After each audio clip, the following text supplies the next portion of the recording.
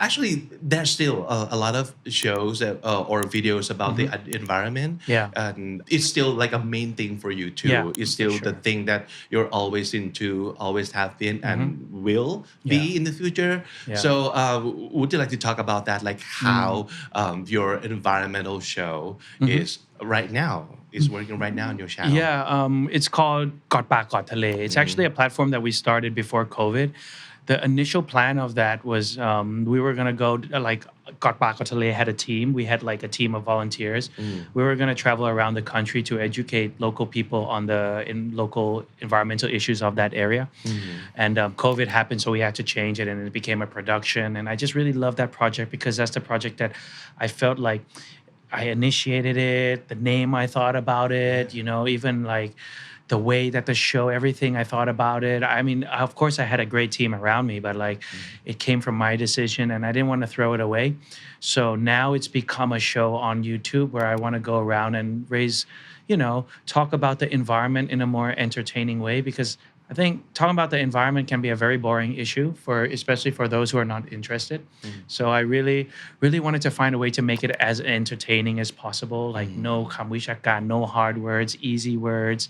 And throughout my like 10 years that I've been working in the industry, I've been to all these different places that people haven't really heard of, maybe even Thai people themselves. So I go to these places and I want to bring out and raise, issues about like climate change, biodiversity, pollution, all the kind of things that people should be aware of. But I'm really not there to judge anyone or to take anyone's side or anything like that, which is one thing I'm very, very careful of. Like I don't want the comments to be a bunch of like dramatic comments. I want people to understand it more, see left, see right, because in the environment, like is very, very just like วงการบันเทิง there's all different kinds of opinions, even professors, professionals, they tend to disagree in certain subjects, it depends which viewpoint you're looking at it, and it's my job to share out that neutral viewpoint, and you make the decision. What do you think? How can we do this?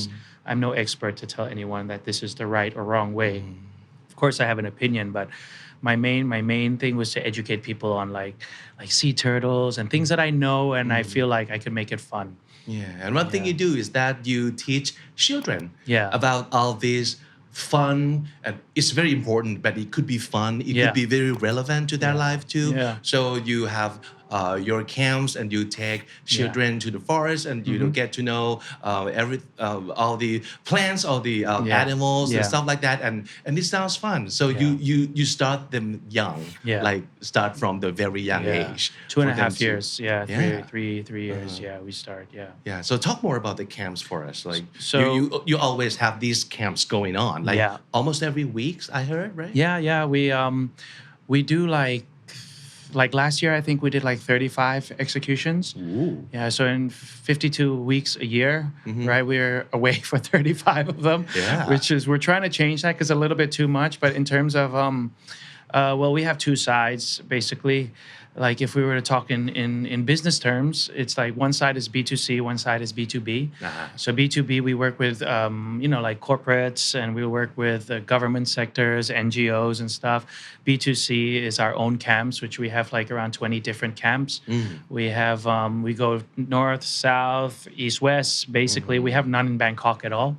So we have different age groups, different camps, and like an example would be an elephant camp in Kanchanaburi. Last week I just did a vet camp การเรียนเป็นสัตวแพทย์ in Chiang Mai. I just saw that, like your clips on your IG. Yeah. So that was great. That was great fun. And we do for the marine side, we have marine wildlife. We have coral camps. We have shark camps, fish camps. And basically the whole camp is dedicated to that specific subject and let the kids love nature more and understand more about nature in many different ways.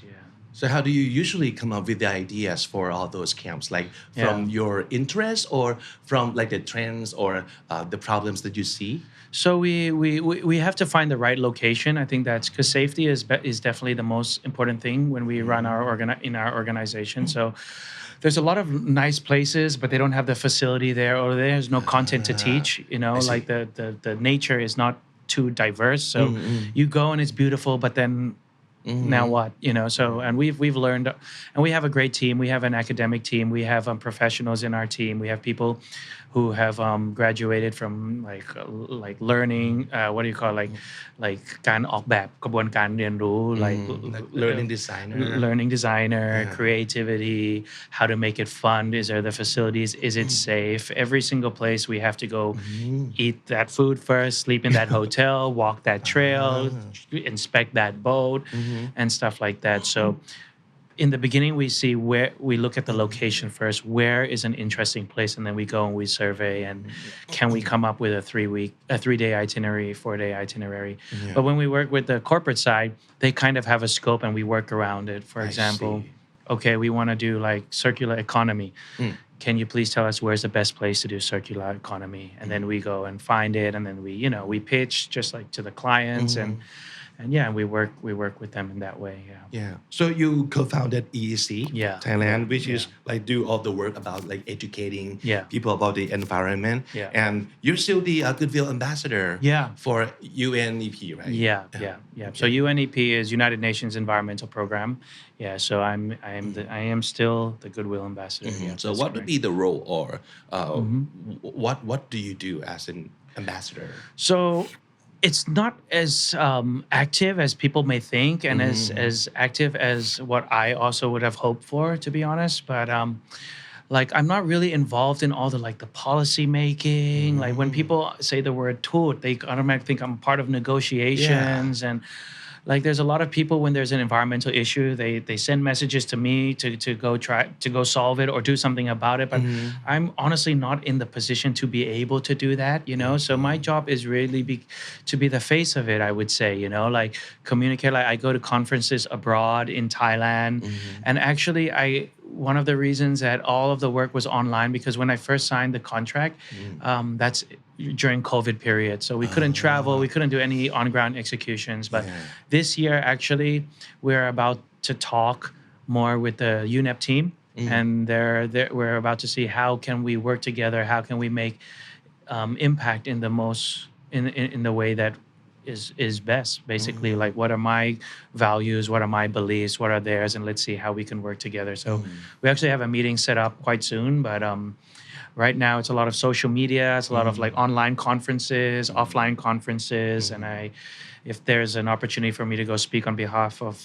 Thailand, which I've done a couple times, then I try to go and with a message that hey, Thailand is not as bad as you think, like people on the outside, they might have different perception of the environment in Thailand. So I try to fix that and try to this is what we're doing right now. These are the obstacles that we're going through. But I'm not a politician or anything like that. I see. So people keep talking about like the environmental issues, of course, and like the things that we need to do today. Like it's not an option anymore, but it's a must. You have to do this, otherwise we might not like survive anymore. So the question is, are things getting better? Like, I mean, at the speed where we can feel a little like at peace that the world's not gonna end from like global warming in this lifetime or maybe the next. I mean, in my opinion, I think that we can't expect nature to be how it was like 20 years ago. That's out of the picture, or 30 years ago. Like there's almost no chance. But in my opinion, we could still like have we could still solve a lot of the problems if more action is taken, definitely. But I also think that it's more on a policy level, it's more on a country level. Like we're doing a lot of like putting a lot of pressure on individuals, which individuals do play a role. But I think that it's the big boys that we have to help us a little bit more. And I also think that it's very difficult to change people's behavior. But to answer your question, I do think that nature is slowly declining. Like just simply because I go to the same places every year, and I see that the corals have changed, like the biodiversity, the marine life within the area has changed. Especially this year, I've seen a lot of weird things that I've never seen before. Like before you could predict the weather. Now you can't really predict the weather. Like there's no seasons really. I've met people who are their lives have changed, like people who are going through, like it's a matter of survival at this point, like before it would be perceived as something that only a group of people are doing, only the people that love trees, love animals are doing, but it's really not about that. It's really about survival. And I think that we're in a position where if we don't be careful, it will affect us. It will affect us. I mean, we saw what happened with the plane, right? There's been most accidents in the ocean than ever this year, diving boats. We've had, all these different. Papua New Guinea just had a huge landslide like a couple days ago, which, and these things are going to get bigger and bigger and bigger. In my perspective, in my view, I don't have any scientific knowledge to back it up, but I just think that it's a lot more scary than people may think. More and more obvious, and there are evidence all over the place. It used to be a lot like slower. The change that happening or the impact that we can see, like the sudden impact. Yeah, for sure. Right before our eyes. It used to be like, okay, we know that we kind of do this, and it might like ruin the nature in the 20 years. Yeah. But now it's happening right in front of us. Yeah. And it's scary. Like, I honestly believe, like personally, that it could come to a point where our grandchildren will be asking us. I always tell this story to our kids that our grandchildren could ask us, like, is it true that before there was coral reefs and fish in the ocean? Like just like how we're reading about dinosaurs today, I really think that it could possibly be that way. Like scuba diving can go extinct because there will be nothing to go diving to see. Like people will have to adapt. Like outdoor activities will all be indoors one day. It kind of thinks back to Interstellar. Like when they go to a different planet, there's no real nature. The wind is so weird. So even humans are starting to adapt to this new change already. And I think the world will definitely have to be, more resilient in terms of adapting to the current situation. Yeah, for sure. Sustainability. People are talking about that a lot. At the Standard, we like keep doing contents about this. Every chance we got, like we try to like convey the message out there, but it's like you said before, it's very hard to change people's behavior, especially what they're already familiar with, and they might not be able to see today. Like someday these things can like just disappear.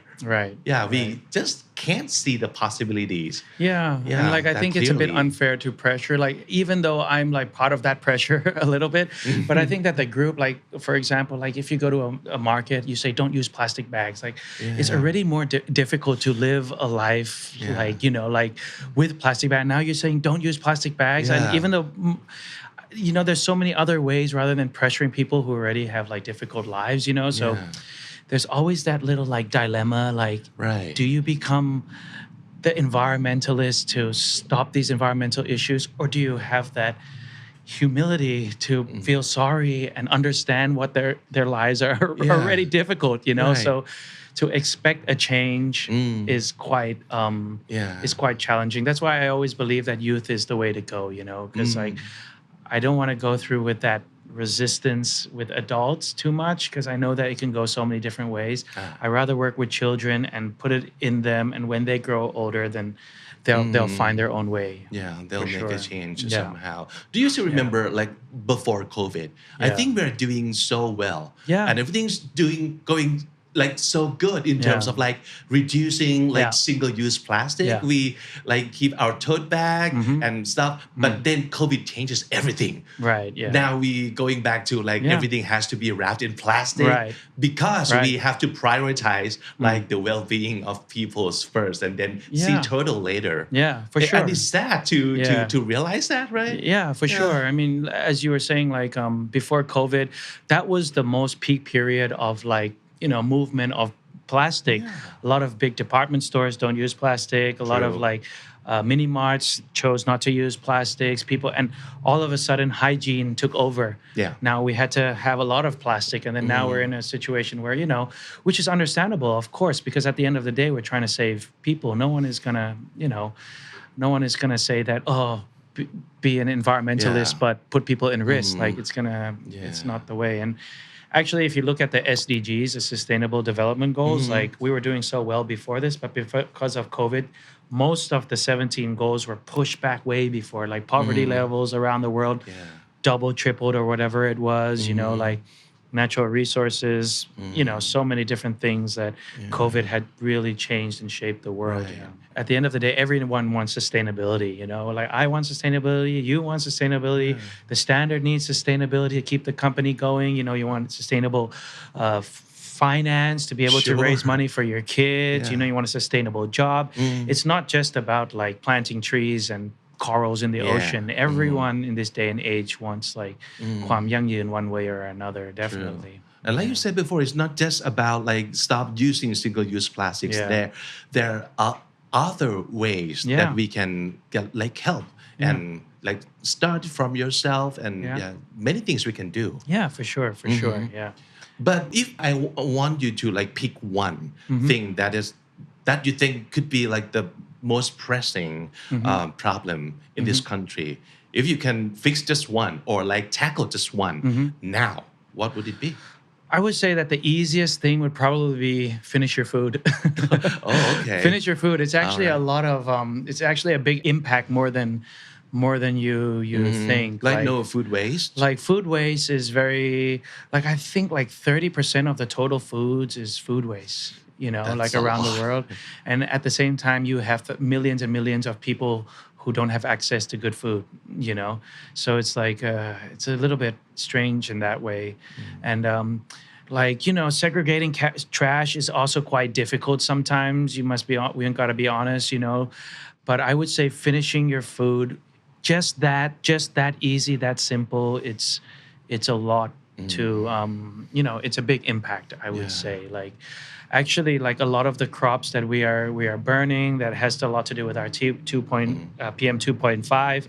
It actually comes from planting food for the animals rather than food for the people. You know, so by us just finishing our food, it reduces the amount of animals we need and reduces the amount of agriculture that we need to feed all those animals that we eat. So, yeah, just that is also a big factor of, we can reduce climate change finishing your food. I am so guilty of this because I don't do it all the time. Okay. But it did happen to me. Like the other day, I kind of bought like buy one, get one thing, like that stupid buns, like that stupid ขนมปังไส้เผือกโง่ๆแล้วบอก oh buy one get one, that's good because I like this. And then I just bought it and I kept it in the fridge. And I didn't finish the second one. I did eat the first one, and then the second one was left in the fridge too long, like 2 weeks. And then I was like, it couldn't be safe to eat now. I threw it away. And it was like, I feel guilty about this, man. That's okay. Okay. Yeah, I mean, everyone has their own ways, but just like I'll be honest, I don't finish all my meals as well. You know, like I talk about like being vegan or vegetarian is a good way to help the world, but I eat meat, I eat beef myself. You know, so just reminding yourself whenever you can, that little bit of change is a big change. Yeah, just be mindful these about things it. that you can easily do. Yeah, it's very easy. Very finish easy. your food. It sounds very practical and very Yeah. possible to do.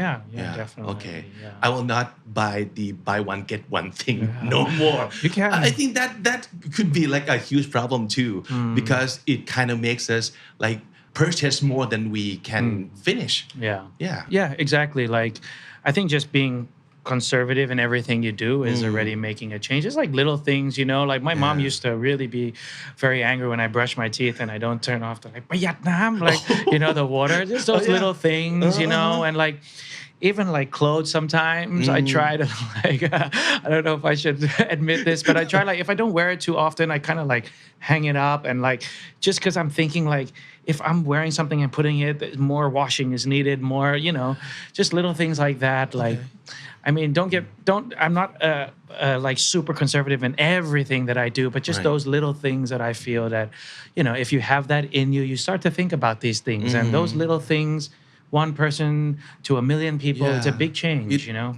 Piles up, right? Yeah, definitely. Yeah. Right. Okay, so I think when we're talking about environment like this, it sounds very real and very doable. Yeah. And it's a lot better, in my opinion, than like study all the statistics or data and Yeah. all the difficult articles to read. Yeah. Yeah. I do love this, like Yeah. conversation about the real thing. But to be honest, I don't read. And I don't read these papers too, to be honest. But I work with a lot of professors, and they have the statistics, and like, it's very interesting for like for us to be able to Right, you know right. to study them. But like, I think that like we have to find a way to make it as easy to communicate to the general public as possible, because like just make it easy to digest and stuff Yeah, like but that. but I get you. It's different function for each people, like right? Yeah. They study that, so they need all those articles and figures. But we are not studying, but we are like spreading words about it. So Yeah. different functions. Yeah, just reminding people, I think, is already a big difference. Like, but I would never overlook like the importance of awareness. Yeah. Raising awareness. I think it's very important. Yeah, it's the kind of thing that we have to keep talking about and reminding each other that, hey, just don't forget, this is still like relevant, and this could still kill you, or this could it can. make a difference. I met someone like I met someone whose life has changed because of the natural disasters. Like people have lost family members in their lives, and I've sat down and I've spoken to these people, and I always say that environment, people think it's such a beautiful thing โลกสวยแบบป่าทะเลต้นไม้รูปสวย but actually it's a very very dark subject. It's about lives. It's really tough, and that's the end goal, to really like communicate the fact that hey, it's not as beautiful as you think. We do have to do something, because it's coming closer and closer and closer to us. I'm so scared to get on a plane right now. You know what I mean? Yeah. Like already it's affecting everyone that is flying for sure, Yeah, and at some point it will affect all of your like aspects in life. Like it could happen like left and right.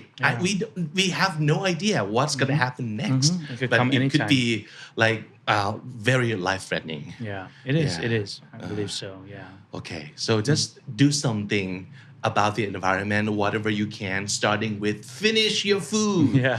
Finish your food. Yeah. Don't order that's too much. If it's not enough, you order again. Yeah. Okay. So just be mindful of this. Like, great takeaway from Alex Thank you. today. Hope it helps. All right.